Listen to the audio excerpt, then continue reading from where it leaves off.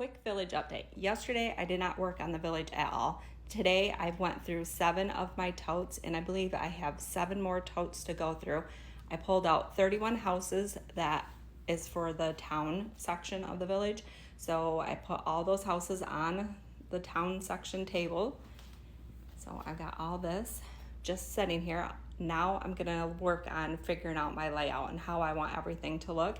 And then my accessory table is full and I got a whole bunch of my trees piled up underneath the table. So now that I have all those out, I think I'm gonna step back for a minute and kind of think about my layout and how I want this to look.